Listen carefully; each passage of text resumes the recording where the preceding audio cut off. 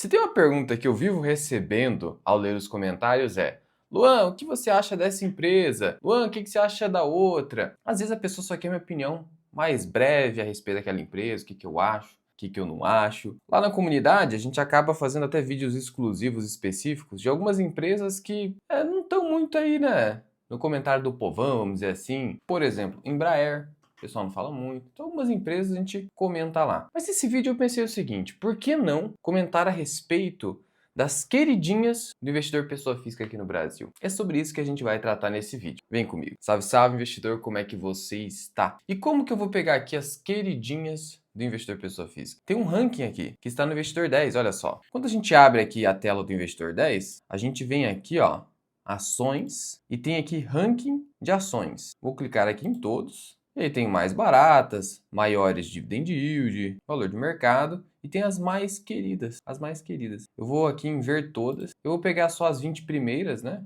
Obviamente, senão não faz muito sentido. E aí está, ó. O top 5 é Itaúsa, Vale, BB Seguridade, Petrobras e Banco do Brasil. Começando aqui com o Banco do Brasil. O que eu penso hoje dele? É um banco que tem alta exposição ao agronegócio brasileiro, que é um setor importantíssimo para o país. Isso é inegável. Só que é um setor que sofre demais, seja com taxas de juros, condições climáticas, taxa de câmbio. Então, é um setor bastante vulnerável a variáveis macroeconômicas, tudo isso que eu te falei. Então, existem momentos de muita bonança e momentos, né, de vacas magras, em vários extremos, inclusive. E o Banco do Brasil, por ter muita concentração nesse setor, acaba sendo muito prejudicado quando o setor vai muito mal. E no ano de 2025, você teve um cenário onde, por mais que a safra tenha sido recorde, soja então bombou, o preço não acompanhou e, principalmente, como o juro brasileiro está praticamente obsceno, 15% ao ano, isso simplesmente está inviabilizando a operação de muitos agricultores. Não estão conseguindo pagar o Banco do Brasil. E aí o Banco do Brasil teve aquela queda brusca no lucro líquido. Não conseguiu nem estimar adequadamente.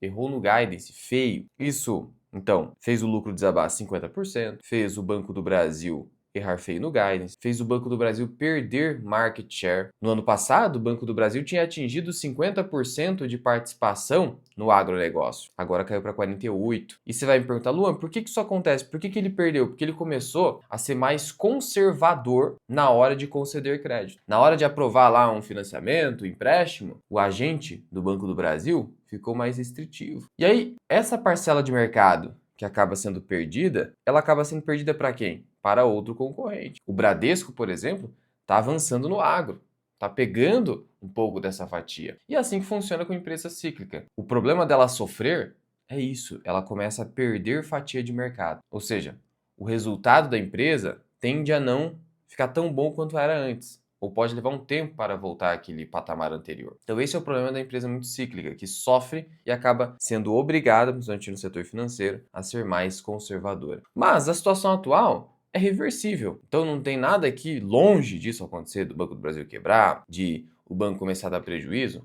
longe disso. Mas o problema é esse. Ele começa a perder fatia de mercado para outros concorrentes. Então hoje, o que basicamente depende para o Banco do Brasil se recuperar? O agronegócio melhorar a sua capacidade de adimplência de pagamento e a taxa de juro começar a declinar para um patamar mais razoável, em que as despesas com juros não sejam as consumidoras da geração de caixa do agronegócio. Então é basicamente isso, né? A gente fica colocando uma série de fatores aqui, mas a gente tem que focar no que realmente importa, que é isso. Portanto, entenda, é um banco com mais ciclicidade. Isso favorece volatilidade.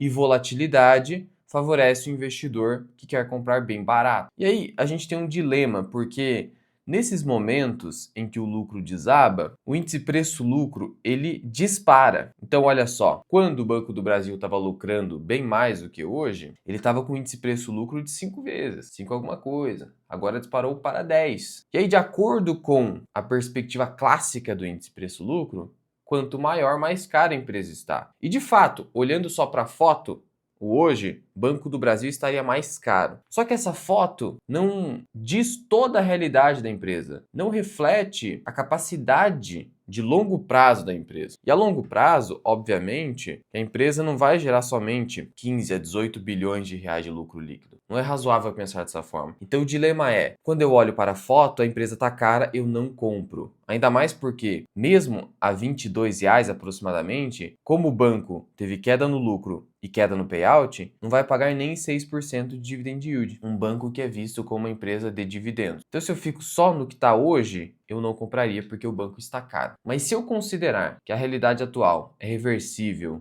e que não reflete o potencial de geração de lucro do banco a longo prazo, então ele estaria muito barato. E o indicador para isso, que você pode utilizar, é o indicador preço sobre valor patrimonial, que está em 0,70. No histórico do Banco do Brasil, você vai notar que quando o lucro vai indo bem, inclusive o índice preço sobre valor patrimonial ultrapassa 1, como aconteceu em 2016, 2017, 2018, 2019 e estava chegando em 2023 e 2024. Portanto, o investidor de longo prazo tem que dar um jeito de lidar com essa situação. E qual seria a minha visão hoje? A longo prazo, o preço hoje está muito bom e os dividendos vão ser muito maiores. Mas, para o investidor que está começando, para o investidor que não suporta toda essa volatilidade, toda essa ciclicidade desse tipo de empresa, deveria repensar pelo menos a exposição que ele deve ter a esse tipo de empresa. Agora, o investidor mais experiente, aí tranquilo, né? Ele entende isso, ele já passou por isso, ele já vivenciou, ele sabe que isso faz parte do jogo, tá tudo certo. Agora, Petrobras, outra empresa cíclica. Então veja que o investidor pessoa física,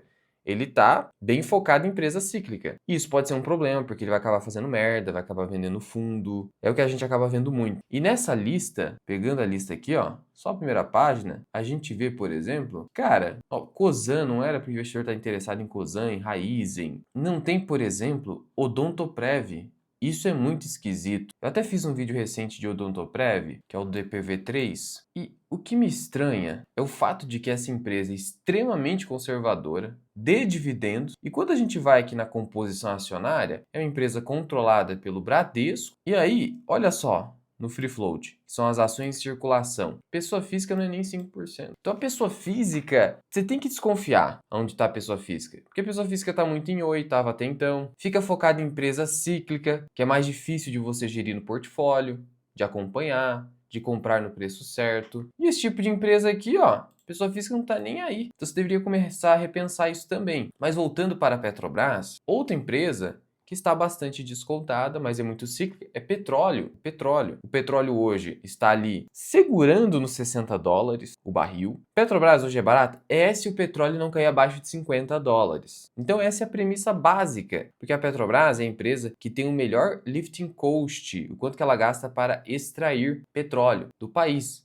E uma das mais eficientes do mundo. O problema é a gestão estatal, que gera desconto, e o petróleo. Tem outras questões de governança, a empresa perdendo foco, perdendo dinheiro com refino. Tudo isso vai se refletir no valuation mais descontado. Mas sim, está barata, mas como eu disse, depende do petróleo. Então essa imprevisibilidade dificulta para o investidor pessoa física. Mas não adianta eu falar o que eu estou falando aqui. Estou te dando a minha visão, sendo sincero contigo, mas com certeza, mesmo você começando agora, você vai se interessar mais por Petrobras e Banco do Brasil, porque o ranking nos diz tudo, sendo que essas empresas deveriam ser uma segunda opção na sua carteira, porque elas são muito mais arriscadas em termos de não só volatilidade da cotação, que isso não é risco, mas volatilidade dos resultados, imprevisibilidade para onde vai o preço do petróleo ou para onde vai o agronegócio no próximo ano. Então tem essa dificuldade, enquanto que uma Odontoprev, que é a coisa mais segura, uma das mais seguras do país, o investidor pessoa física não tá nem aí. Então é complicado. E BB Seguridade? Aí sim, né? Aqui deveria estar até no topo na minha visão, tá? Junto com Caixa Seguridade. Por quê?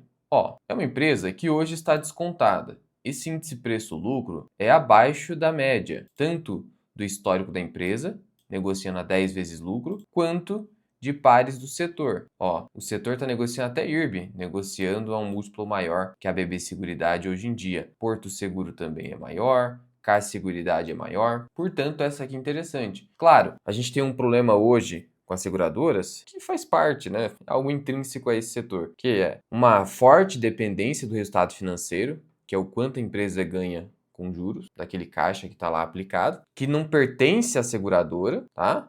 Cuidado com isso aí. Esse caixa, ele pode ser muito comprometido em um momento de muita sinistralidade, de muito sinistro acontecendo, muitas indenizações devendo ser pagas. De todo modo, os juros desse capital, eles pertencem à seguradora. Então, se a taxa de juro cai, grande parte desse recurso que está ali aplicado em CDI vai cair também. Então, o lucro das seguradoras tende a cair nesse sentido. E o mercado espera, no ano de 2026, uma queda na taxa Selic e, consequentemente, no CDI, afetando as seguradoras. Então é preciso ser mais cauteloso em termos de valuation, mas a empresa está barata. E essa sim deveria ser uma empresa entre as queridinhas, como está aqui, porque ela não vai ser tão cíclica quanto um Banco do Brasil. E como a gente viu, por mais que a BB Seguridade tenha sido afetada na emissão de prêmios, né, na realização de novos negócios por conta do Banco do Brasil, o resultado dela não foi tão afetado por conta do financeiro. Então, existe essa proteção contra a ciclicidade do agronegócio,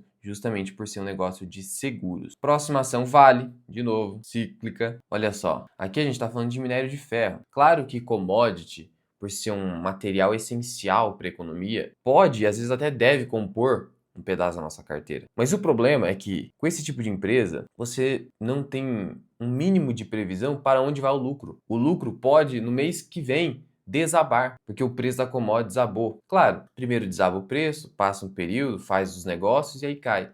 E assim, aí você vai ficar assim, pô, vou ter que devolver todos os meus lucros de um trimestre para outro. É muito complicado. No longo prazo, essas empresas vão gerar valor. Mas longo prazo mesmo, 10, 20 anos. E até lá, para você suportar, você deveria ter algo assim com mais previsibilidade, especialmente para o investidor iniciante. Sobre a Vale hoje, ela tem um histórico de PVP com uma média de 1,80 até 1,52. Então assim, tecnicamente ela não está cara, mas diante da sua imprevisibilidade, eu diria que pagar muito acima disso do que está hoje seria um pouco leviano. Mas não significa que é venda automática. Mas de novo, minério pode amanhã desabar. Então essa é a complicação. Itaúsa, aí sim, né? Aqui é Itaú, aqui é Itaú. Não é Itaúsa, é Itaú com desconto? Como 95% do resultado da Itaúsa vem do Itaú? Dá para dizer que sim, dá para dizer que sim. Com ressalva, claro. E a Itaúsa hoje está bem mais descontada do que deveria. Ela tem um desconto de holding acima da sua média e o mercado parece não precificar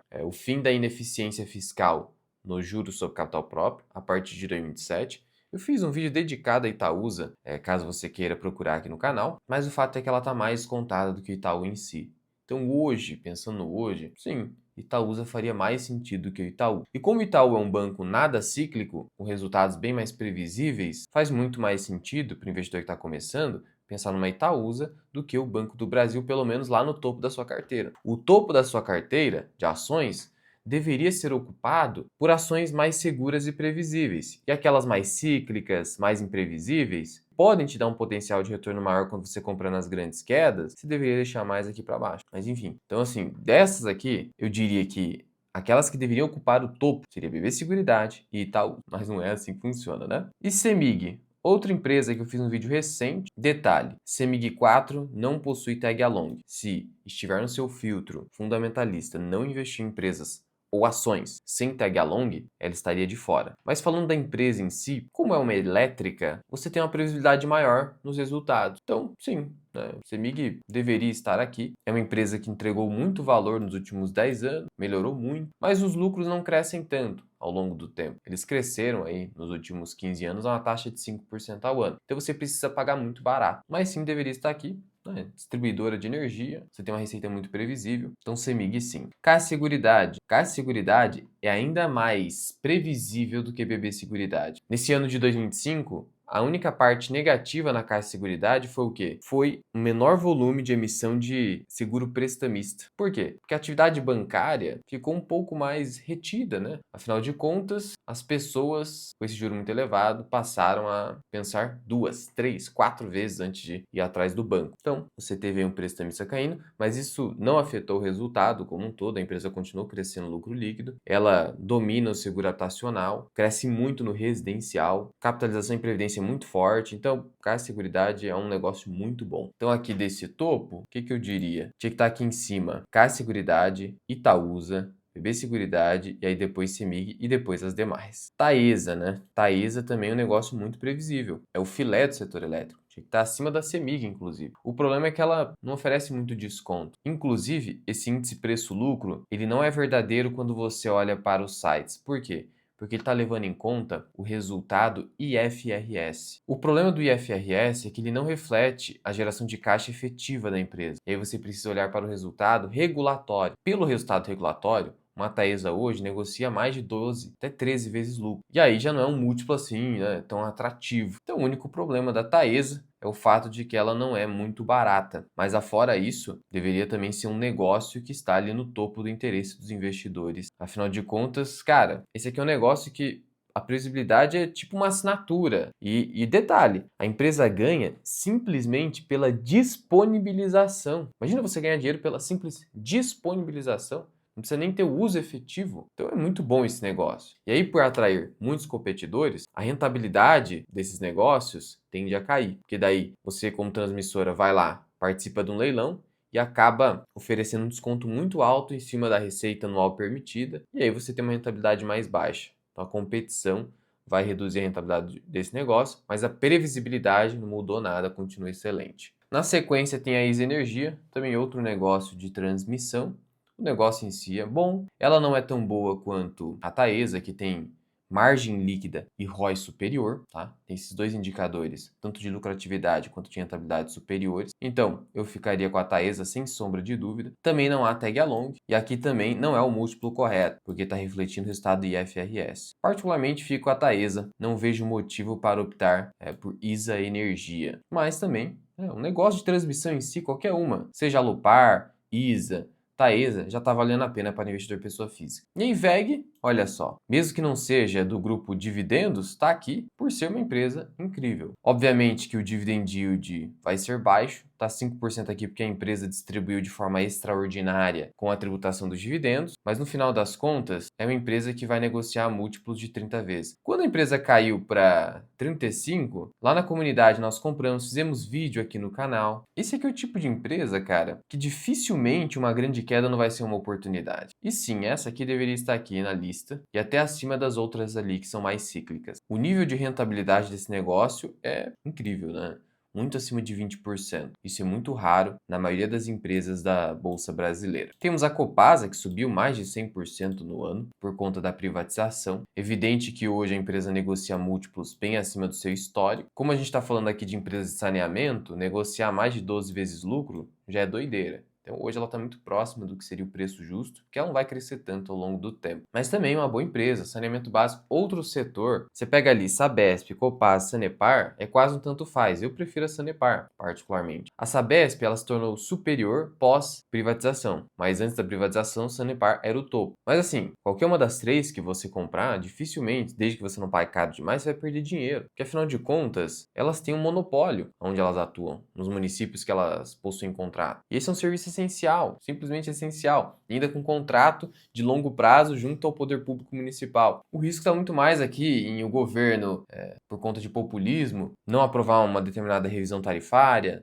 ou tentar segurar uma revisão por muito tempo, é o tipo de risco regulatório que existe. Mas afora isso, é um negócio com muita previsibilidade, assim como transmissão de energia. E veja que Sanepar não está aqui, Engie, outra empresa que deveria estar aqui. A gente está falando de uma companhia que é a melhor geradora privada de energia elétrica do país. Ela emprega o capital de maneira também absurda, né? Com ROI aí superior a 20%, muita previsibilidade, apesar de não ser uma previsibilidade tão alta quanto da transmissão.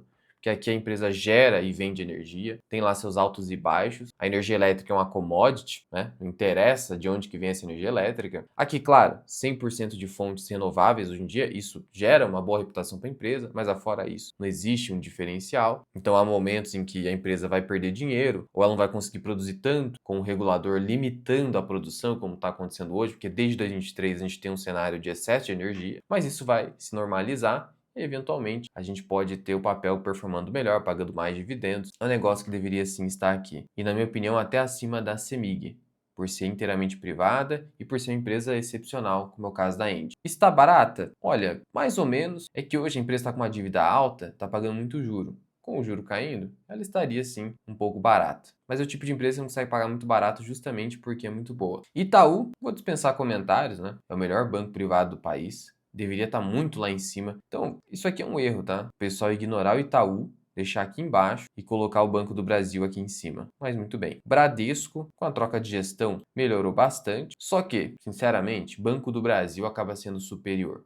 A longo prazo, a gente vê que o Banco do Brasil é capaz de entregar um crescimento do lucro superior. Tudo bem, mudou a gestão, vamos ver se vai continuar evoluindo. Mas se eu colocasse aí o top 3 bancos brasileiros, é Itaú, BTG e Banco do Brasil. Aí depois o Bradesco. No passado, o Bradesco já foi, né? Ali o top 2 junto com o Itaú, mas acabou piorando muito. Será que vai se recuperar? A gente não sabe. De todo modo, o setor bancário também é um bom setor, né? Um setor que, se você pegar os grandes bancos, dificilmente você vai perder dinheiro. O banco hoje não está caro, aqui as ações ordinárias, mesmo após ter subido bastante, mas também é bastante cíclico. Acaba perdendo a mão, se arriscando muito, ainda mais com toda essa competição em face do BTG e do Itaú. Não é a minha preferência hoje. Temos a Klabin aqui embaixo. Klabin é o seguinte, uma empresa com forte endividamento, mas apesar desse alto endividamento, consegue manter estável seu resultado por conta do seu mix de receitas, por conta de ter uma receita diversificada, mesmo em um ano de dólar em queda e celulose em baixa, muito baixa, a empresa conseguiu segurar a sua receita e o seu resultado. Empresa centenária, então já passou pelo teste do tempo. Hoje, mesmo que você entenda que não, ela está barata frente ao que ela vai conseguir gerar de caixa a partir de 2027, de acordo com o seu guidance. Olha quanto vale a empresa. Ela vale 23 bilhões, tá? 23 bilhões. A empresa vai gerar 8 bi de caixa, pelo menos, a partir de 2027. Se você comparar o valor de mercado junto à geração de caixa potencial, a empresa está negociando há 3 anos de geração de caixa. Claro, é a dívida. É a dívida, eu tenho que considerar a dívida, mas não fosse essa dívida, ou se a empresa conseguir reduzir drasticamente essa dívida, cara, esse papel estaria de graça. Então, é isso que eu penso da Klabin. Não é para todo mundo, obviamente, mas é um papel que faz sentido estar aqui também. Gerdau, outro papel muito barato, né? Esse PVP aqui está muito descontado. Gerdau está muito barata mesmo, mas é outro papel muito cíclico. E num segmento de atividade, que é o aço, que, nossa, a competição é esmagadora. Por isso tem que ser barato mesmo. Mas a Gerdau é a melhor de todas. Eu diria que deveria estar abaixo de Vale, inclusive, mas hoje, em termos de preço, é um papel interessante, mas só por conta de oportunidade, porque em termos de rentabilidade, muito baixa, muito cíclica, sofre com o aço chinês ingressando no país, é difícil. É um case um pouco mais complexo, apesar de ser barato. Auren Energia. Auren Energia, o que acontece? Tornou-se um caso complexo de uma dívida gigantesca. Só esse fato já deveria tirar ela da lista do investidor. Se você tem uma End ali, cara, o que você vai se meter com Auren? Pra que isso? Arrumar pra cabeça. Ah, quero ter um percentualzinho pequeno. Tá, depois você estruturou a carteira, aí você pensa nisso. Aí você vai se meter com uma empresa que já mostrou pra gente que não tem controle de dívida. Quer ter um percentualzinho pequeno? Pode ter, mas, sabe, não é pra estar lá no topo. Ainda bem que tá abaixo de End aqui. Ainda bem, senão eu ia ficar maluco. Viu como o pessoal, sabe? Claro, isso aqui não reflete todo mundo. Reflete ali o que mais o pessoal pesquisa, o que o pessoal mais se interessa. Mas Auren eu tiraria daqui. CSN Mineração, fiz um vídeo de CSN Mineração lá na comunidade, falando dela. Olha só os vídeos que nós temos aqui. Recentemente eu fiz um vídeo de Vibra, de M. Dias Branco. Quem que fala da empresa? Ninguém faz essa análise. Aqui na comunidade a gente faz. Todas as perguntas aqui na abinha comunidade são respondidas por mim. Não delego isso. Então, na prática, você tem praticamente um assessor ali do seu lado. E tem os relatórios de análise. Além do meu curso, Formação Mira Invest, relatório de análise de fundo imobiliário, ações e a minha planilha de valor intrínseco das ações. Não é preço teto do Bazin, é valor intrínseco das ações. Preço teto do Bazin eu deixo lá no YouTube, para os membros Carteira Mirai. Aqui tem valor intrínseco, que é muito mais sofisticado e tende a ser um pouco mais preciso. Claro, valuation nunca vai ser preciso, mas tende a ser um pouco mais aproximado. Aqui é quanto eu acho que vale de fato a empresa, a minha margem de segurança, e a partir disso que eu estabeleço até onde eu vou comprar, até que preço. Então teste a minha comunidade, o link vai estar na descrição e no primeiro comentário fixado, QR Code na tela. Se você é membro do YouTube, você pode só migrar para a comunidade, onde você vai ter muito mais conteúdo, porque todos os vídeos que vão para o YouTube membros, eles são publicados na comunidade. E muito mais, né? relatórios, curso, tá tudo aqui na comunidade FMI. E sobre acesso à remuneração, é uma empresa que eu acho muito interessante porque tem um caixa muito robusto, né? Então o caixa que ela tem ajuda num setor tão cíclico. Então eu gosto da ideia de acesso à remuneração pelo seu caixa muito alto que permite pagamento de altos dividendos. Acho bem interessante. Olhando na perspectiva do caixa, essa remuneração seria mais segura para o investidor do que a Vale, que ela não depende tanto do ciclo por ter um caixa ali que faz ela suportar bastante um minério de ferro mais depreciado. Irani, bacana, né? Uma small cap interessante. Olha, uma das poucas small caps aqui da lista, né? Irani, o pessoal passou a se interessar bastante. É uma empresa que entregou um excelente retorno ao longo do tempo. Não é uma empresa cara, opera num setor importante de papéis, embalagens. Eu gosto. Irani é bacana, né? Faz sentido estar aqui sim. Sanepar aqui embaixo, rapaz. Olha onde está a Sanepar. É a penúltima das 20 que a gente se propôs a comentar um pouquinho nesse vídeo. E Sanepar é o seguinte, ela praticamente domina os municípios do estado do Paraná, pretende expandir para fora do Paraná. É uma empresa que, olha só a escadinha, olha só a escadinha. Parece até empresa lá dos Estados Unidos, que é uma escadinha. É difícil achar isso aqui na Bolsa Brasileira, onde os resultados são muito voláteis, muito erráticos. Então isso aqui que eu gosto, essa previsibilidade. Não à toa que Sanepar é a maior posição da minha carteira de ações já há algum tempo. E lá na comunidade eu mostro a minha carteira, as operações que eu faço, as ações que eu tenho, as novas inserções que eu fiz também. E por fim, Mali Metal Leve, que também é uma excelente companhia. O problema dela é o fato dela não estar preparada para a ascensão dos carros elétricos, que é algo que pode levar muito tempo para dar problema de fato, mas é um risco que, ainda que seja remoto, me faz ser um pouco cauteloso com Mali Metal Leve. Fiz também um vídeo dedicado lá para os membros a respeito de Mali Metal Leve. Mas é bacana, tem um resultado relativamente previsível, faz sentido estar aqui também. Mas Luan, me diz uma coisa, afora essas 20 aí, do jeito que elas estão aqui dispostas, qual seria o seu top 5 para investidor pessoa física? Pensando em segurança, previsibilidade, dividendos, essa coisa toda. Das que estão aqui, número 1, Itaú/Itaúsa. Você não vai concordar, vai ter gente que vai concordar, tem gente que não, mas é com base na minha experiência como consultor de investimento também, olhando para os portfólios, tá? Itaú/Itaúsa. Segunda colocada, Taesa, muito previsível. Terceira, Sanepar. Quarta, Caixa Seguridade. E quinta, poderia ser VEG ou BB Seguridade. Eu vou de VEG, aí depois a BB Seguridade. Mas a Odontoprev deveria estar aqui. Inclusive, poderia estar nesse top 5. Mas enfim, né? Agora eu quero saber a sua visão. Você acha que faz sentido esse ranking aqui? E aqui em cima eu vou deixar um vídeo para você, onde foi meu último aporte semanal no meu quadro Carteira Mirai.